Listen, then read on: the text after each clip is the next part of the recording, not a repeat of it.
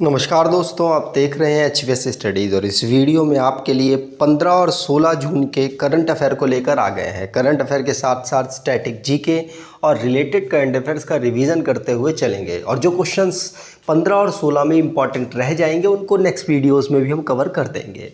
तो अगर आपको ये वीडियो अच्छी लगे तो वीडियो लाइक और शेयर करके ज़रूर जाइएगा। चलिए स्टार्ट करें वीडियो को लास्ट डे के क्विज से।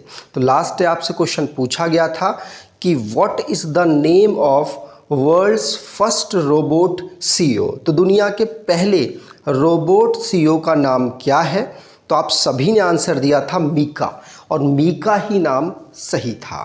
ठीक, आज के पहले क्वेश्चन की बात करें तो विच union ministry released the digital advertisement policy 2023।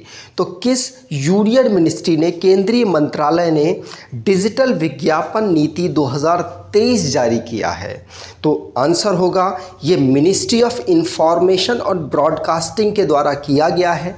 Recently में आपने सुना था कि जो फ्रॉड प्रचार करते हैं, मतलब उनके प्रोडक्ट का यूज़ भी नहीं किया गया और उस सामने वाले पर्सन को लाकर कहते हैं कि बुलवा देते हैं कि इसने हमारे प्रोडक्ट का यूज़ किया है और अब इसमें ये चेंज आ गया, ये सब अब बंद हो जाएगा नए नियम के अनुसार। और अभी रिसेंटली में आपने सुना भी होगा, कुछ इन्फॉर्मेशन भी ऐसी आई थी। यहाँ पर बात करें तो ministry of information and broadcasting ने अप्रूव कर दिया है डिजिटल एडवर्टाइजमेंट पॉलिसी 2023 को। तो ध्यान रखिएगा, नई पॉलिसी के अंतर्गत अब एडवर्टाइजमेंट लोगों को करने पड़ेंगे। यहाँ पर अनुराग ठाकुर जी भारत के इस समय पर इंफॉर्मेशन एंड ब्रॉडकास्टिंग के मिनिस्टर हैं।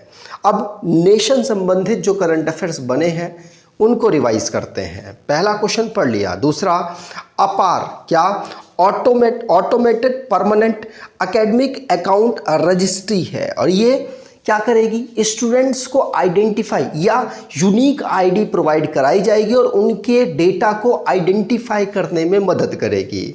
ग्वालियर जो कि मध्य प्रदेश की एक सिटी है, इसको सिटी ऑफ म्यूजिक यूनेस्को ने डिक्लेयर किया है। वर्ल्ड फूड इंडिया 2023 को कहाँ पर ऑर्गेनाइज कराया गया? तो भारत की कैपिटल नई दिल्ली में ऑर्गेनाइज कराया गया। 7वें नंबर का गंगा उत्सव कहाँ ऑर्गेनाइज हुआ? तो नई दिल्ली में ऑर्गेनाइज कराया गया।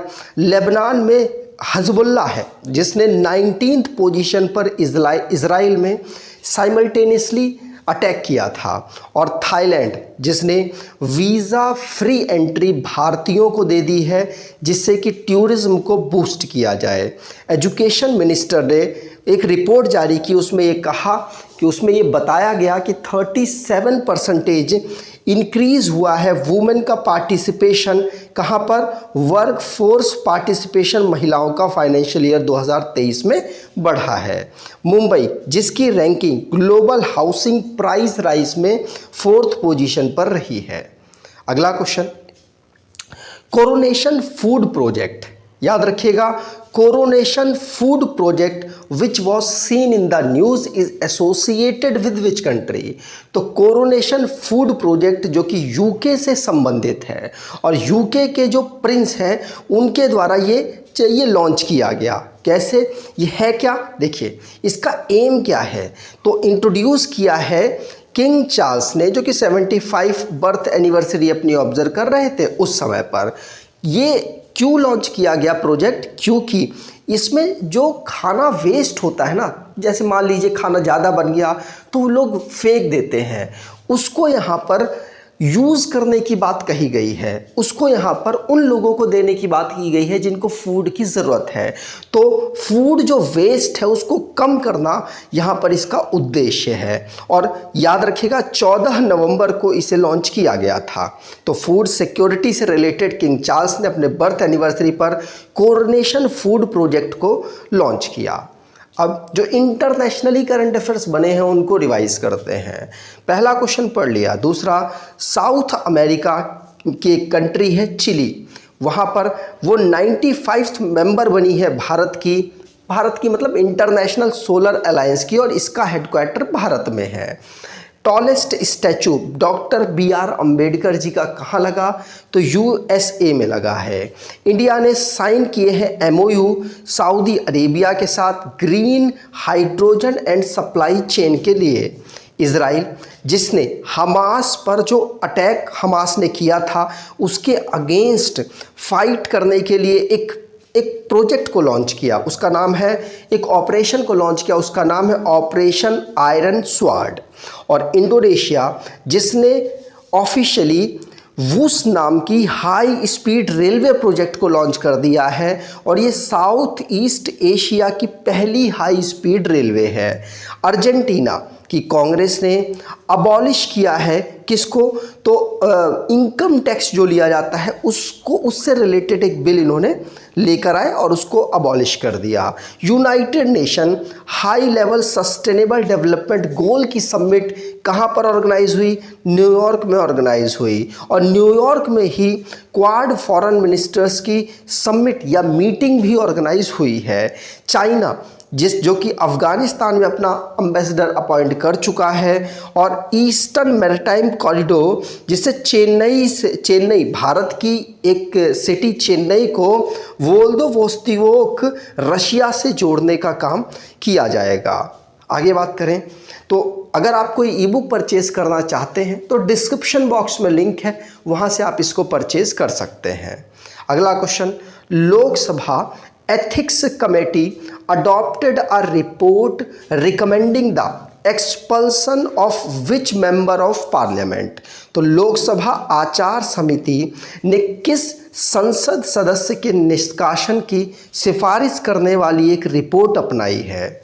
आंसर होगा, ये अभी आपने सुना होगा कि महुआ मोइत्रा जिन्होंने अपने जो प्रश्नकाल में प्रश्न पूछे थे वो किसी और के प्रश्न उन्होंने संसद में पूछे, जिसकी वजह से उनके ऊपर यहाँ पर आरोप लगा और अब एक कमेटी बैठाई गई और ये माना गया कि वो उन्होंने ऐसा किया है। तो लोकसभा में एथिक्स कमेटी ने एक रिपोर्ट रिकमेंड की है एक्सपल्शन से रिलेटेड तृणमूल कांग्रेस की MP महुआ मोइत्रा के ऊपर। ध्यान रखिएगा, इन्होंने कैश लेकर क्वेरी मतलब क्वेश्चंस वगैरह जो पार्लियामेंट में वहाँ पर पूछे हैं। याद रखिएगा, पूछा जा सकता है। आगे बात करें, अगला question, which state passed a bill which increases the total reservation in the state to 75%। तो किस राज्य ने एक विधेयक पारित किया जो राज्य के कुल आरक्षण को 75% तक बढ़ाता है? तो 75% जो यहाँ पर रिजर्वेशन बढ़ा रहा है वो कौन सा राज्य है? तो बिहार राज्य है। बिहार राज्य जो कि कह रहा है कि हमने जो सोशल जो जातिगत जनगणना कराई है उसके आधार पर वो रिजर्वेशन बढ़ा रहे हैं। इसीलिए पहले 50% या कह सकते हैं 60% विद EWS यहाँ पर कोटा था, अब ये 75% कोटा हो चुका है। अब EWS को हटा दे तो 65% इसका कोटा हुआ है। सुप्रीम कोर्ट की जो बेंच है उसने 1992 में एक फैसला लिया था कि आप कितना भी रिजर्वेशन कर लें लेकिन राज्य में 50% से ऊपर रिजर्वेशन नहीं कर सकते। तो ये उस फैसले को यहाँ पर चुनौती देता हुआ नज़र आ रहा है। हो सकता है आगे चल के कोई इस पर और एक्शन भी लिया जाए, लेकिन अभी ऐसा कुछ नहीं है। जो बिहार की असेंबली है उसके द्वारा यहाँ पर ये पास कर दिया गया। बिहार की बात करें तो बिहार को फॉर्म किया गया था 1912 में और राज्य उसको बनाया गया 1950 में। कैपिटल पटना है, 38 डिस्ट्रिक्ट हैं। राजेंद्र विश्वनाथ अर्लेकर यहाँ के governor, chief minister Nitish Kumar हैं। लेजिस्लेचर बाईकैमरल जहाँ की काउंसिल में 75 सीट्स, असेंबली में 243 सीट्स, राज्यसभा में 16 और लोकसभा में 40 सीट यहाँ पर आती हैं। नेशनल पार्क की बात करें तो वाल्मीकि नेशनल पार्क यहाँ का नेशनल पार्क है और वाइल्ड लाइफ सेंचुरी में Gautam Buddha wild life sanctuary, Nagi dam wild life sanctuary, Nakti dam wild life sanctuary, Pant या Rajgir wild life sanctuary, Udaipur wild life sanctuary और वाल्मीकि वाइल्ड लाइफ सेंचुरी यहाँ की वाइल्ड लाइफ सेंचुरीज हैं। अगला question, who is the singer of abundance in millets? क्या? Abundance in millets song which has been nominated for the Grammy award. तो abundance in millets गीत के गायक कौन है जिसे ग्रैमी पुरस्कार के लिए नामांकित किया गया है? तो आंसर होगा, ये नामांकित किया गया है किसको? फाल्गुनी शाह को। किसको? फाल्गुनी शाह को। ध्यान रखिएगा, अबंडेंस इन मिलेट्स इसके गायिका हैं, इनको ग्रैमी अवार्ड के लिए नामित किया गया है। इसके लिए प्रधानमंत्री मोदी जी ने भी इनको अप्रिशिएट किया है। तो इंडियन अमेरिकन सिंगर है फाल्गुनी शाह और उनके हस्बैंड गौरव शाह। इनको नॉमिनेशन मिला है best global music performance category में 2024 ग्रैमी अवार्ड के लिए। ध्यान रखिएगा, पूछा जा सकता है। और 2023 में तो हम मिलेट ईयर ऑब्जर्व कर भी रहे हैं, ये आपको पता होना चाहिए। अगला question, which group of investors is now allowed to freely invest in the government's sovereign green bond for 2023-24। तो गवर्नमेंट का जो सोवरेन ग्रीन बॉन्ड होता है उसमें किनको अब अलाउ कर दिया गया है कि आप भी इसमें अपना इन्वेस्ट कर सकते हैं। और अब ये अलाउ कर दिया गया है नॉन रेजिडेंट इंडियन को। जो NRI होते हैं अब वो लोग भी गवर्नमेंट के सॉवरेन ग्रीन बॉन्ड पर आप इन्वेस्ट कर सकते हैं। क्या होता है? तो गवर्नमेंट का सॉवरेन बॉन्ड क्या होता है ये आपको मैं समझा देता हूँ। देखिए, गवर्नमेंट के द्वारा कुछ पैसा लिया जाता है मार्केट से, तो एक बॉन्ड निकाला जाता है। अब उस बॉन्ड को निकालने के लिए जो लोग गवर्नमेंट पे भरोसा करते हैं उनसे वो बॉन्ड खरीद लेते हैं और अपना पैसा इन्वेस्ट कर देते हैं। गवर्नमेंट उनको बोलती है कि आप इसमें इन्वेस्ट कीजिए, आपको इतना परसेंटेज का बेनिफिट्स मिलेगा आगे चल के, वगैरह वगैरह। अब जब वो इन्वेस्ट किया जाएगा और उसमें जो पैसा जनता से जो गवर्नमेंट लेगी या किसी भी संस्था से जो लेगी, वो जब पैसा मिलता है उसका यूज़ ग्रीन प्रोडक्ट के लिए किया जाए, जैसे कि सोलर लगाए जाए, जैसे कि विंड एनर्जी से रिलेटेड कुछ किए जाए, कोई भी ऐसी एनर्जी प्रोड्यूस की जाए या एनर्जी से रिलेटेड काम किया जाए जो ग्रीन हो, जिसमें पॉल्यूशन ना होता हो, हमारे एनवायरनमेंट फ्रेंडली हो, उसी बॉन्ड को हम कहते हैं गवर्नमेंट के द्वारा सोवरेन ग्रीन बॉन्ड है ये। और 2023-24 में अब नॉन रेजिडेंट गवर्नमेंट्स को RBI ने यहाँ पर अप्रूव कर दिया है। RBI के गवर्नर शक्तिकांत दास हैं। आगे बात करें, अगला question, what is unique about the Mitti cafe inaugurated by chief justice of India by DY Chandrachud. तो भारत के मुख्य न्यायाधीश DY चंद्रचूड़ द्वारा उद्घाटन किए गए मिट्टी कैफे के बारे में अनोखी बात क्या है? पहली बात, मिट्टी कैफे मतलब इसमें ज़्यादातर प्रोडक्ट मिट्टी से यूज़ किए जा रहे हैं। यहाँ पर जो हैंड मेकर होंगे, बर्तन मेकर हैं, हाथों से बनाने वाले मिट्टी के, उनको यहाँ पर बेनिफिट मिलेगा। और इसको लॉन्च किसने किया है? तो भारत के chief justice of India DY Chandrachud ji के द्वारा किया गया। 50वें नंबर के ये भारत के CJI हैं। और इसकी विशेषता है कि इसमें जितने भी लोग हैं, जितने भी लोग काम करने वाले हैं, वो सभी डिसेबल्ड हैं। तो इसीलिए इसकी ये विशेषता है, ध्यान रखिएगा। और DY चंद्रचूड़ जी के द्वारा इसको इनॉग्रेट किया गया। इसको मिट्टी कैफ़े को कब फाउंड किया गया? तो 2017 में एलिना आलम के द्वारा इसे फाउंड किया गया और ये लगातार फेमस होता गया, इसीलिए अब इसे बड़े लेवल पर लॉन्च किया गया है, इस्टेब्लिश किया गया। आगे बात करें, अगला question, according to the recent clarification by the supreme court of India, the ban on the use of barium and other prohibited chemical in fire cracker applies to. तो भारत के सर्वोच्च न्यायालय ने हालिया स्पष्टीकरण के अनुसार कहा है कि पटाखों में बेरियम और अन्य प्रतिबंधित रसायनों का उपयोग नहीं किया जाएगा। कहाँ पर नहीं किया जाएगा? तो पूरे भारत में अब जो भी पटाखे बनेंगे उनमें बेरियम और अन्य जो प्रतिबंधित प्रोडक्ट्स हैं, प्रतिबंधित जो केमिकल्स हैं, वो आप यूज़ नहीं कर सकते। और ये सुप्रीम कोर्ट का आदेश था। पहले ये NCR रीजन में ही लागू होता था, लेकिन अब पूरे कंट्री में लागू हो चुका है। 2021 से लगातार दिल्ली में पॉल्यूशन बढ़ता जा रहा है।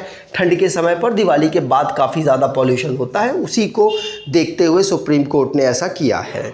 आगे बात करें, अगला question, who has been appointed as the additional secretary of the Union Ministry of Power and New and Renewable Energy। तो केंद्रीय ऊर्जा और नवीन एवं नवीनीकरण ऊर्जा मंत्रालय के अतिरिक्त सचिव के रूप में किसे नियुक्त किया गया है? आंसर होगा एन श्रीकांत को। किसको? एन श्रीकांत आंसर यहाँ पर बिल्कुल सही होगा। तो आंध्र प्रदेश कैडेट के आईएएस ऑफिसर है एन श्रीकांत, जिनको additional secretary of union ministry of power and new and renewable energy में अपॉइंट किया गया है। इसके मिनिस्टर आर के सिंह है। कौन? Are K Singh. अगला question, where was the 62nd foundation day parade ceremony of the Indo Tibetan border police held. तो ITBP की 62वें नंबर की फाउंडेशन डे परेड सेरेमनी कहाँ ऑर्गेनाइज कराई गई?